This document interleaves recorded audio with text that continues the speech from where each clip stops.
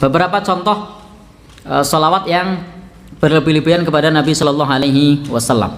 Beberapa contoh misalnya. Mohon maaf kalau ini nanti kontroversi. Ini versi kita. Kalau ada versi yang lain monggo. Tapi versi kita begini.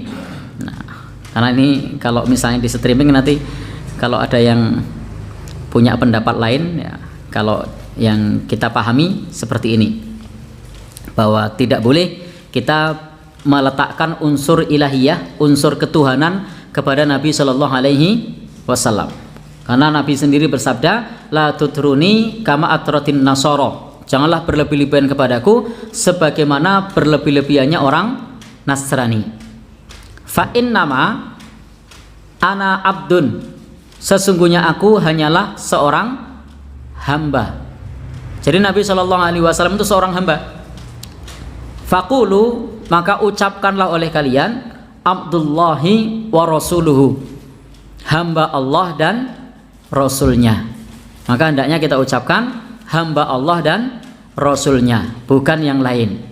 Nah, kita kadang mendengar yang seperti ini, Allahumma sholli ala sayyidina Muhammadin tibbil qulubi wadawaiha. Terus gimana? Ada yang hafal? Anak-anak banyak yang hafal ya. Wa afiyatil abdani wa shifaiha wa nuril absari wa diyaiha. Nah, kita sering mendengar yang seperti ini. Nah, bagaimana kalau dilihat dari sisi makna? Nah, Syekh Muhammad Jamil Zainu menjelaskan tentang sholawat yang semacam ini.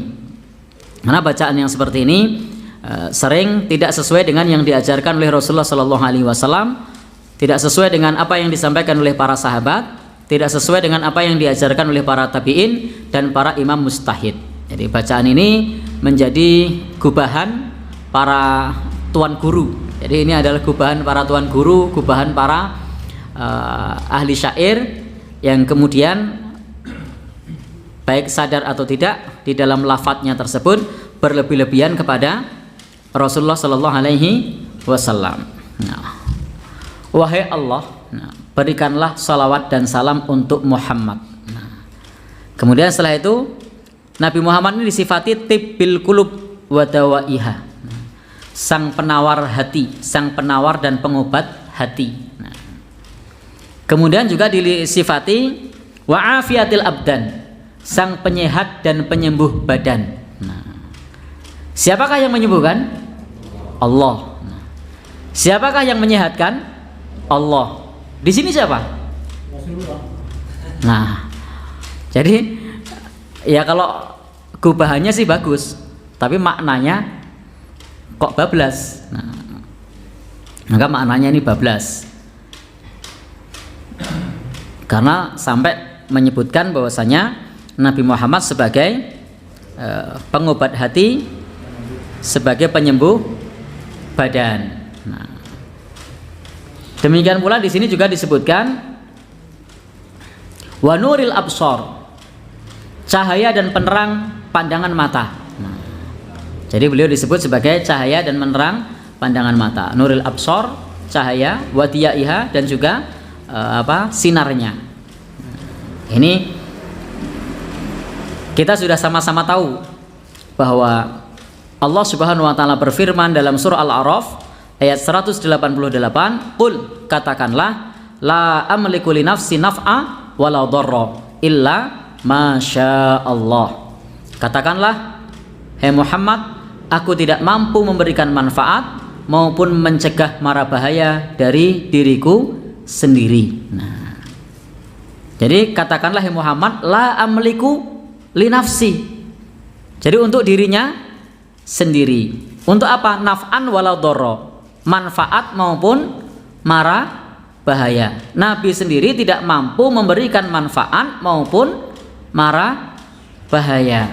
Nah, untuk dirinya sendiri. Illa masya Allah, kecuali atas apa yang dikehendaki oleh Allah Subhanahu wa ta'ala. Maka kita harus berhati-hati di dalam memilih lafaz-lafaz yang semacam itu. Maka kalau kita mau bersolawatnya, pakailah solawat yang dituntunkan.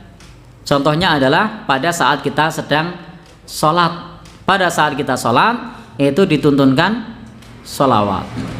Di tasyahud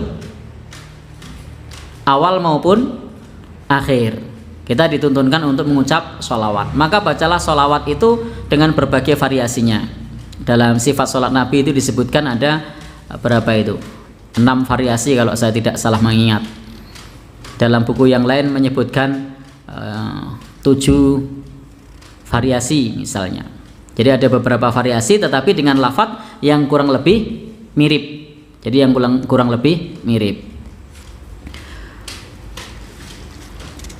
Maka kita tidak boleh kemudian ketika membaca sholawat-sholawat tersebut hanya berdasarkan kepada syair-syair yang kemudian kita tidak memahami maknanya. Selain itu kemudian pada saat mengucap sholawat kemudian meletakkan barokah, meletakkan fadilah tanpa dalil. Jadi banyak orang yang beramal dengan amalan sholawat meletakkan fadilah atau barokah tanpa dalil.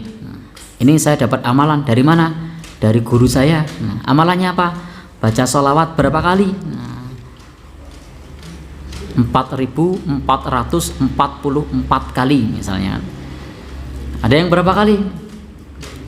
7.777 kali. Ini cuma misalnya, cuma ilustrasi. Nah, itu biar apa?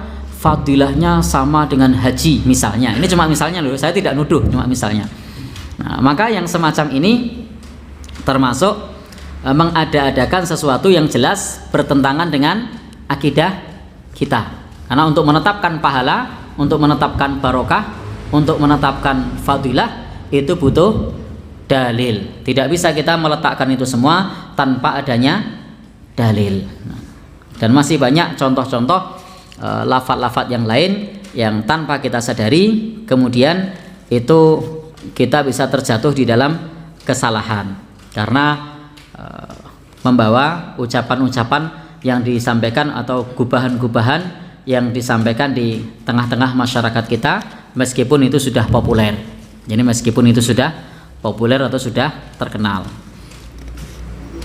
Bahkan seperti yang tibil kulub tadi itu ada yang minta diamalkan untuk apa? Gimana? Oh, minum madu kemudian? Oh gitu. Jadi membaca sebelum minum madu hendaknya membaca itu terlebih dahulu misalnya. Nah, maka yang semacam ini itu bukan termasuk keutamaan-keutamaan yang kita sebutkan.